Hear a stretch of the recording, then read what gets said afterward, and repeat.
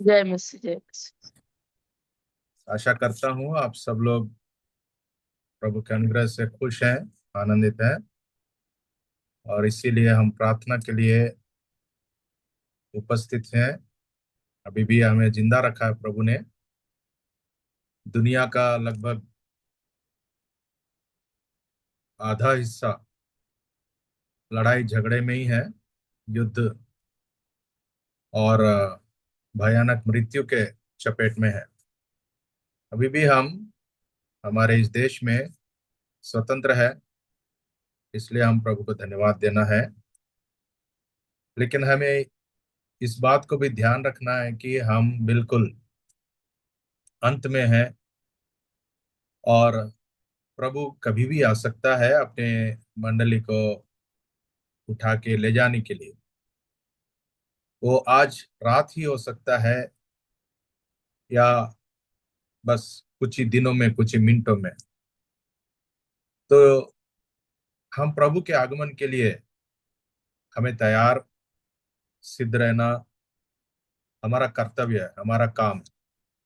प्रभु हमें उद्धार दिया, अनंत काल का जीवन के लिए हमें चुना है, लेकिन अभी भी इस दुनिया में रखा है।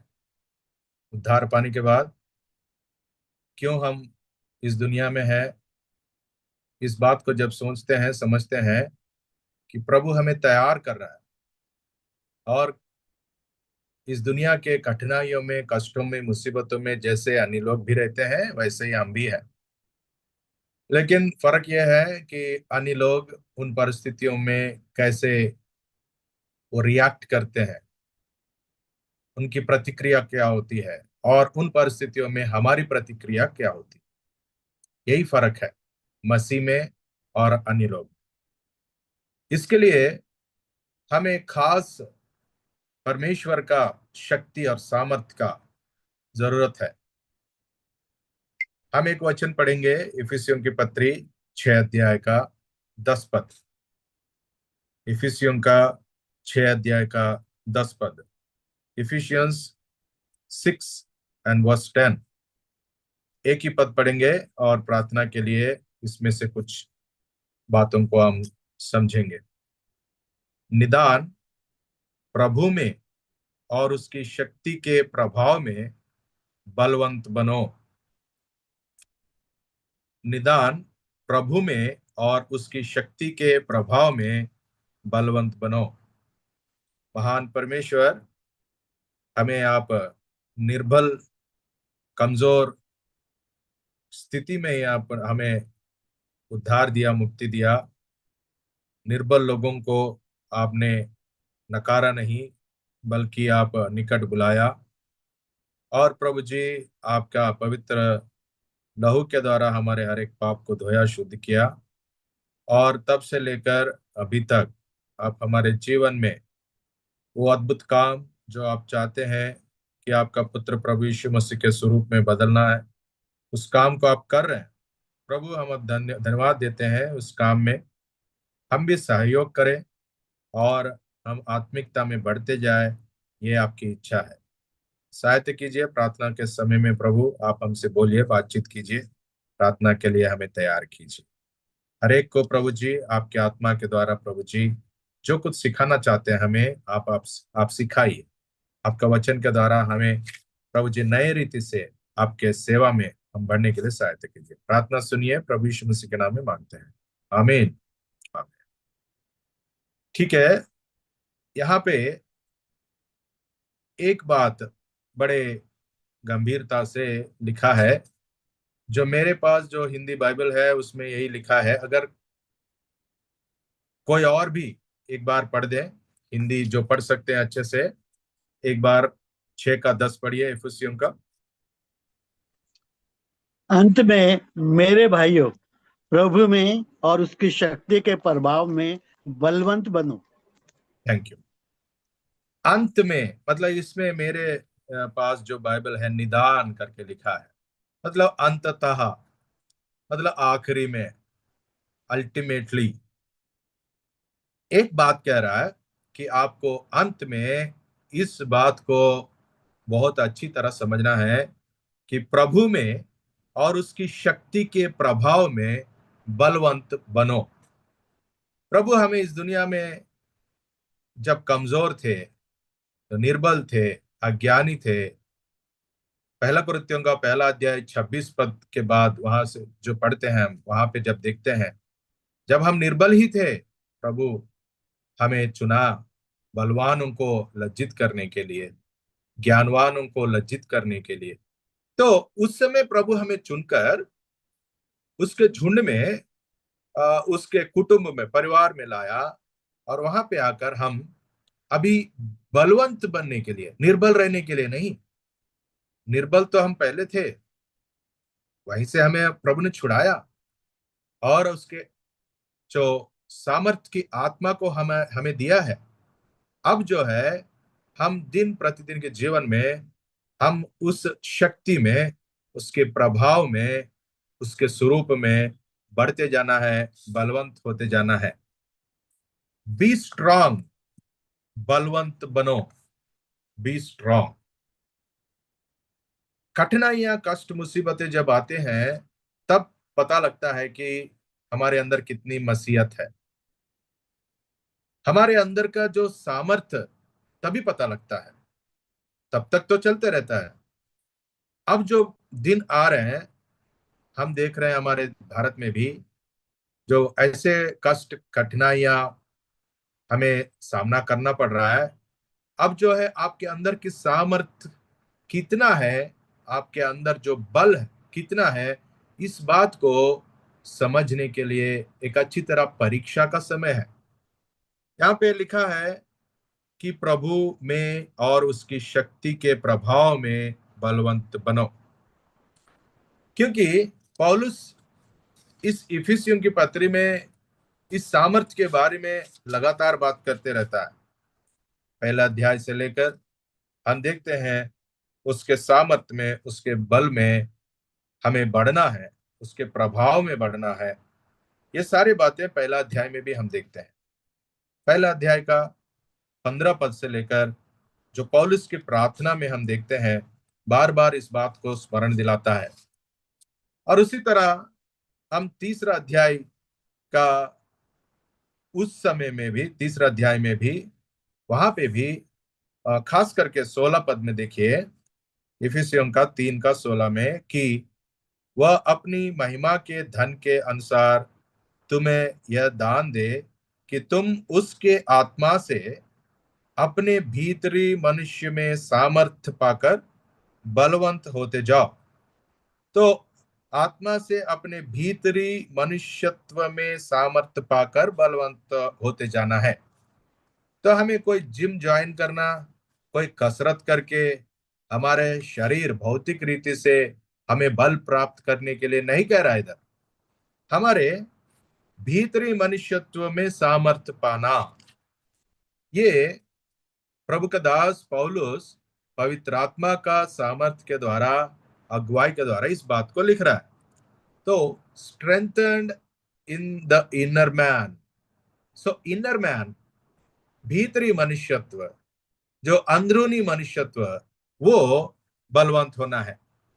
अगर अंदरूनी या भीतरी मनुष्यत्व बलवंत नहीं रहता है, तो बलवान नहीं रहता है, सामर्थ्य नहीं रहता है, तो हम इस दुनिया के इन परीक्षाओं में खड़े नहीं हो सकते हैं। उसके लिए हमें आत्मिक कसरत करना है, स्पिरिचुअल एक्सरसाइज करना है। ये हमारी जिम्मेदारी है। प्रभु ने हमें जो कुछ चाहिए प्रभु ने दे दिया, लेकिन अब उसको प्रैक्टिस में लाना है। इसलिए ये एक एक कमांड के रीति से यहाँ पे दे रहा है कि तुम भीतरी मनुष्यत्व में सामर्थ्य पाकर बलवंत होते जाना है। हमें बलवंत होना बहुत जरूरी है, क्योंकि हम इस दुनिया के कष्ट मुसीबतों में, इसलिए हमें प्रभु ने रखा है, और आने वाले उस राज्य में केवल जय जीवन जीने वाले बलवंत लोग ही जाएंगे। इसका मतलब हर एक विश्वासी बलवंत रहना है, कमजोर नहीं रहना है। मेज के सामने जब हम अपने आप को जांचते हैं, अगर सही तरीके से नहीं जांचे हैं, तो वो इस तरह अगर हम भाग लेते हैं, उसमें से बहुत लोग, लिखा है ना, देखिए पहला कुरिन्थियों का 11 अध्याय का 30 पद में लिखा है, 29 और 30, क्योंकि जो खाते पीते समय प्रभु की देह को न पहचाने, वह इस खाने और पीने से अपने ऊपर दंड लाता है। इसी कारण बहुतेरे अ, अ, तुम्हें तुम में बहुतेरे निर्बल और रोगी हैं, और बहुत से सो भी गए हैं। तो हम अगर कलीसिया में रहते भी, अगर परमेश्वर का उस उद्देश्य को हम अगर अच्छी तरह नहीं समझते हैं, और अनजाने में या बिना हम अपने आप को जांचे परखे, बिना सामर्थ्य के हम अगर जी रहे हैं, तो हमारे अंदर निर्बलता, रोगी और बहुत से सो भी गए हैं। ऐसा 3 कैटेगरीज के लोगों को बारे में बताता है। निर्बल, तो the first stage of decaying. तो हम अगर किसी रोग या किसी डिसीज का सामना करना है, तो सबसे पहले हमारे अंदर इम्यूनिटी पावर होनी चाहिए, और हमारे अंदर बल, सामर्थ्य होनी चाहिए। बहुत सारे लोग जो ट्रीटमेंट के समय में ट्रीटमेंट तो लेते हैं, कैंसर का ट्रीटमेंट हो या कोई से गंभीर रोग जो जब आता है तो ट्रीटमेंट लेते हैं, कीमोथेरेपी या रेडिएशन थेरेपी, ये सब लेते हैं। अगर उनके अंदर सामर्थ्य नहीं है, तो वो कीमोथेरेपी और रेडिएशन थेरेपी ही उन लोगों को मार देगा, मतलब वही कमजोर कर देगा, और कमजोर हो जाएंगे। जो रोग के लिए ट्रीटमेंट करता है, वो भी डॉक्टर भी बोलता है तुम्हारे अंदर सामर्थ्य होनी चाहिए, प्रोटीन, हमारे अंदर विटामिन और इम्यूनिटी पावर हम अपने आप बढ़ाना है। इसी तरह आत्मिक रीति से भी जो भी कष्ट मुसीबत आते हैं, हमें भीतरी मनुष्यत्व में बलवंत होना है। क्योंकि बाहरी मनुष्यत्व, बाहर जो हम जो दिख रहे हैं, वो हम नहीं है। एक दिन इसको छोड़ के जाना पड़ेगा, इस शरीर को छोड़ के जाना पड़ेगा, और अंदर जो भीतरी मनुष्य है, वही हमेशा हमेशा के लिए प्रभु के साथ रहता है। इसलिए जो कोई प्रभु परमेश्वर का बाट जोता है, वो नया बल प्राप्त करते रहता है अंदर से। यशायाह की पुस्तक 40 का 31 पद में लिखा है। तो मसीह जीवन में हम उस सामर्थ को प्रैक्टिस करते हुए हमें पाना है। कैसे वो पा सकते हैं? वो क्रिश्चियन कैरेक्टर में, आ, मसीह चरित्र, वो कैसे आता है? वचन में, आत्मा में हम बढ़ते जाना है और बदलते जाना है। स्वर्ग जाने के बाद प्रभु ये नहीं पूछता है कि आप कितने संदेश सुने, कितने बार चर्च गए, कितना मतलब आप होली कॉन्वोकेशन अटेंड किया, ये सब नहीं पूछेगा प्रभु। प्रभु इतना ही पूछेगा कि आप वचन अपने जीवन में कितना लागू किया, और मेरे पुत्र प्रभु यीशु मसीह के स्वरूप में कितना बदला है।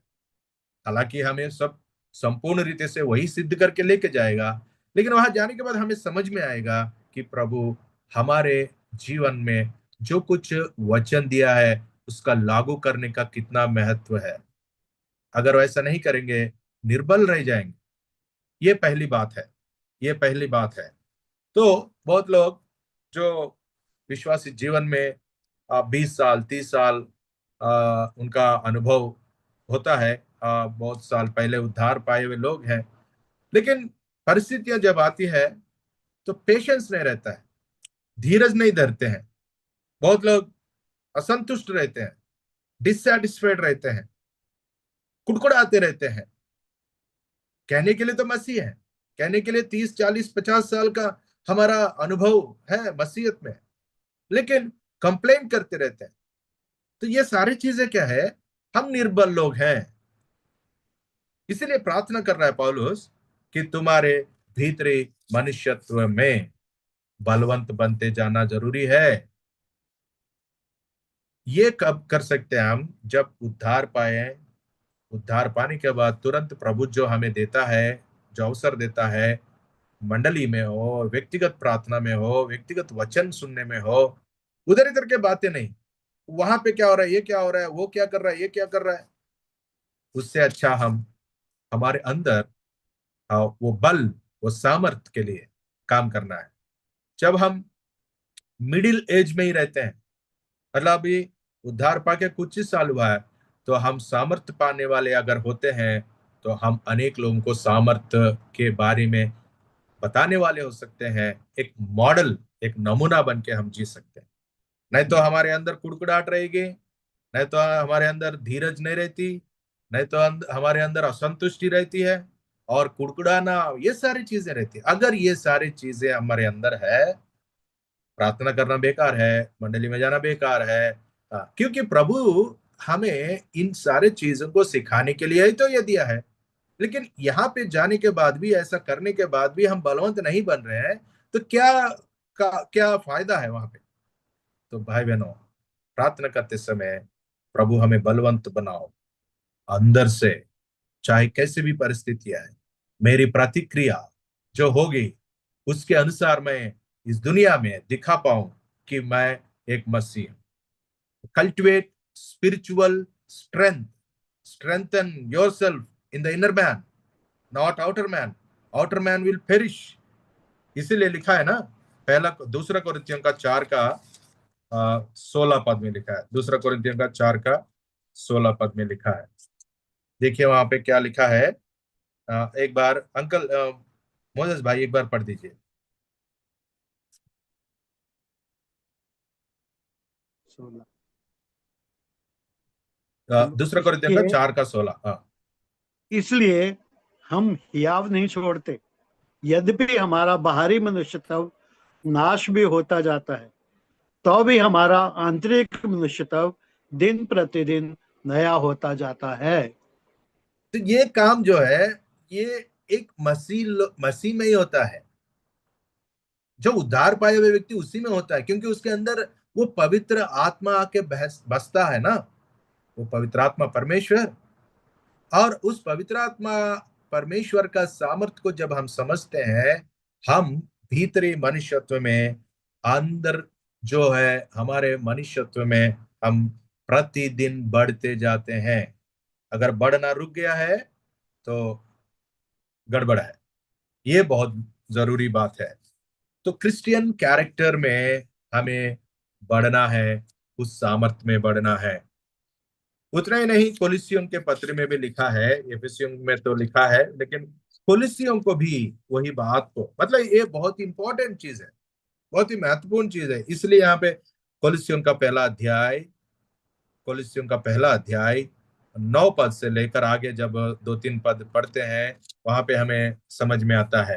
कोलिसियों का पहला 9 से लेकर थोड़ा पढ़ दीजिए। इसी कारण जिस दिन से हमने ये सुना है, हम भी तुम्हारे लिए प्रार्थना करना नहीं छोड़ते और ये इच्छा करते हैं कि तुम सारी आत्मिक बुद्धि और समझ में उसकी इच्छा में भर सको। 10वां वचन, जिससे कि तुम प्रभु के योग्य चाल चल सको, जो उसे पूरी रीति से प्रसन्न योग्य हो, प्रत्येक भले काम में फल फलते और परमेश्वर के ज्ञान में बढ़ते जाओ। 11वां वचन, उसकी महिमा में सामर्थ के अनुसार सब प्रकार की सामर्थ से बलवंत होते जाओ, आनंद के साथ समस्त सहनशीलता और धैर्य के लिए। Thank you. यहाँ पे खास करके 11 पद में जो लिखा है कि और उसकी महिमा की शक्ति के अनुसार सब प्रकार की सामर्थ्य से बलवंत होते जाओ। सब प्रकार के सामर्थ्य से, उसकी महिमा की शक्ति के अनुसार हमें बलवंत होते जाना है। कितने अद्भुत बातें यहाँ पे लिखा है ना। उसकी महिमा का शक्ति के अनुसार, कितना अद्भुत है प्रभु का महिमा का शक्ति जो हमें, वो पुनरुत्थान शक्ति जो हमें प्रभु ने दिया है, उसके अनुसार हम सामर्थ से बलवंत होते जाना है। तो ये सब जो रिसोर्सेस प्रभु ने दिया है, उसमें बलवंत होते जाना, यहाँ तक कि आनंद के साथ हर प्रकार से धीरज और सहनशीलता दिखा सको। क्यों हमें बलवंत होना है, और बलवंत होने के द्वारा हमारे अंदर क्या बदलाव आता है? यहाँ पे लिखा है, 2 चीजें लिखा है कि तुम धीरज, कैसे धीरज?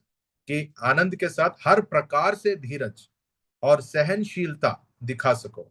धीरज मतलब एक ऐसी चीज जो परिस्थितियां जब हमारे विपरीत आती है तो उसके प्रति हम कैसे बर्ताव करते हैं, कैसा रिस्पांस हम देते हैं, कैसा रिएक्ट हम करते हैं। देखिए, हमारा एक्शन के द्वारा हम मसीह लोग हैं, ये कोई हमारा कोई जरूरी नहीं है। इस बात को एक्शंस के द्वारा नहीं, रिएक्शंस के द्वारा गंभीर परिस्थितियां जब आती हैं वो अ, तब कैसे हम रिएक्ट करते हैं। चाहे आप ऑफिस में हो या कॉलेज में हो, आपके दफ्तर में कहीं भी हो या मंडली में भी हो, परिस्थितियां जब आती है हमारा रिएक्शन कैसे रहता है। एक्शंस तो कोई भी कर लेता है। संडे आते हैं, प्रेज लॉर्ड, जय मसीह की, अच्छे से बातचीत करके चले जाते हैं। लेकिन कठिन परिस्थितियां आएंगी, विपरीत परिस्थितियां आएंगी, उस समय में कैसा हम रिस्पॉन्स दे रहे हैं, रिएक्ट कैसे कर रहे हैं। सो हमारा रिएक्शन ही हमें मसीह है या नहीं बताती है। ये बहुत बहुत जरूरी है। इसी के लिए प्रार्थना करना है, प्रभु मुझे अंदर से बलवंत बनाओ। और दूसरा, धीरज। धीरज के बाद सहनशीलता दिखाना है। मतलब जो लोग हमारे साथ गलत रीति से या हमारा विरोध करते हैं, उन लोगों के साथ कैसे हम बर्ताव करते हैं, परिस्थितियों से कैसे वो धीरज धरने के समय में और सहनशीलता दिखाने का समय में, लोग जो हमारे विरोध में खड़े रहते हैं उनके विषय में कैसे। मसीह लोग खास लोग हैं, वो special, we are special peculiar people. तो हमारा बर्ताव, हमारा जीवन, हमारी शैली कैसे बदलता है। इसलिए प्रार्थना में हम इन बातों के लिए पूछना है। चंगाई के लिए, कुछ परिस्थितियों के लिए, भौतिक परिस्थितियों के लिए, नौकरियों के लिए प्रार्थना ठीक है करना है, लेकिन हमारे आत्मिक विषय के लिए कितना ध्यान देते हैं मंडली के इस प्रार्थना के समय में। इस बात को बहुत जरूरी याद रखना है। इफिसियों की पत्री में जो 6 का 10 में जो लिखा है, अंत में प्रभु में और उसकी शक्ति के प्रभाव में बलवंत बनो। इस बात को जब हम देखते हैं, बलवंत बनने के बाद ही वो बाकी चीजें पहनने के लिए, हथियार बांधने के लिए कहता है।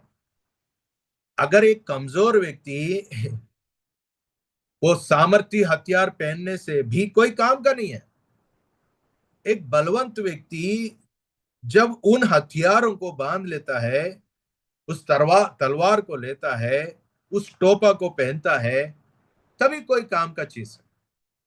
कोई मरने वाला व्यक्ति के ऊपर ये सारी चीजें अगर पहना भी दिए तो कोई काम का नहीं है, बेकार है।